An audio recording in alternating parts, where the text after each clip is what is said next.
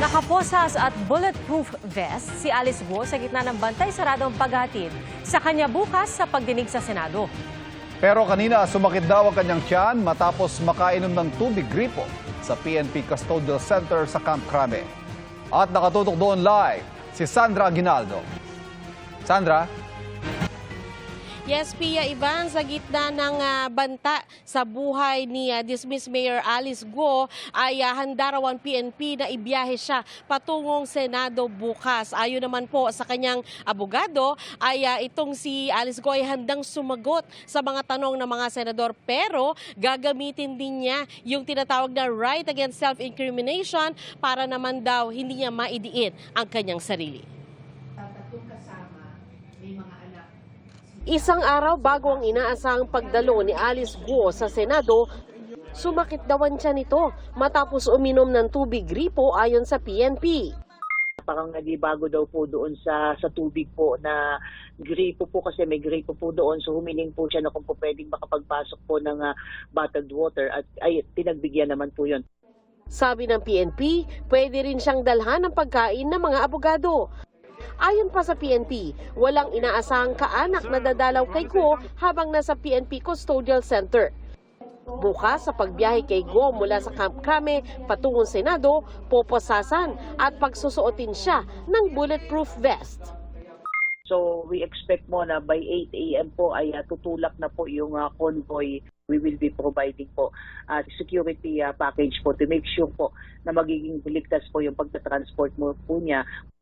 Si Senator Sherwin Gatchalian, maraming gustong itanong kay Guo. Dahil nga sa sobrang laking Pogo Hub na ipinatayo sa Bamban, hindi pa klaro kung saan nanggaling yung pera. Magbigay ng detalye kung paano sila nakatakas at kung sino ang tumulong sa kanilang tumakas. Sabi ng abogado ni Guo, sasagot siya sa mga tanong. Pero sa tanong na ani ay ikapapahamak ng dating alkalde, meron daw siyang right against self-incrimination. Ayun nga ang dilemma kasi, di ba? Dahil wala sana problema yan. Kaya lang kung may kaso ka kasi, paano naman kung may mga salita doon na magiging incriminating laban sa'yo, magagamit sa'yo, laban sa husgado. Siyempre, hindi ko rin siya mapipilitin na sumagot kung ayaw niya sumagot. Sa tanong kung maaaring maging state witness si Guo, tutol dyan si Senador Gatchalian dahil batay raw sa mga dokumento at mga pahayag ng mga resource person na humarap sa pagdinig, siya umano ang sentro ng Pogo Hub sa Banban Tarlac at maituturing na most guilty. Hindi naman isinasantabi ng Justice Department na maging state witness si Guo kung makatutulong daw ito na mapanagot ang mas malaking tao sa likod ng Pogo operations. Kung matumbok natin at may makilala pa tayo mas malaking tao dito na nagpapalikod sa mga illegal activities ng Pogo, then she may become a state witness. Sabi ng NBI, may mga tao na raw na umaayos ng pagsuko ni Wesley Guo, kapatid ni Alice, na kamakailan lang ay nagpahayag daw na susuko ayon sa kanyang abogado. Sabi naman ng abogado ni Cassandra Leong na sa attorney Ferdinand Topacio, depende raw sa abiso ng kanyang mga doktor kung makakapunta si Ong sa Senate hearing bukas. Pero ani Topacio, mas gusto pa raw magpakulong ni Ong kesa dumalo sa Senate hearing at mapahiyaan niya.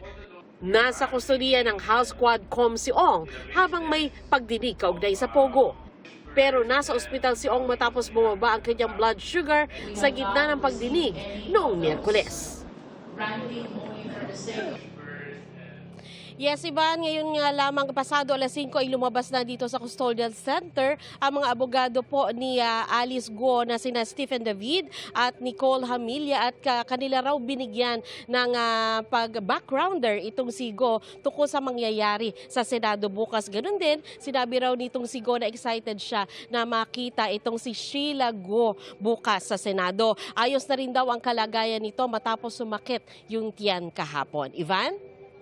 Maraming salamat, Sandra Aguinaldo. Mga kapuso, patuloy na tumutok sa mga balita. Mag-subscribe sa GMA Integrated News sa YouTube. Sa mga kapuso abroad, samahan niyo kami sa GMA Pinoy TV at www.gmanews.tv.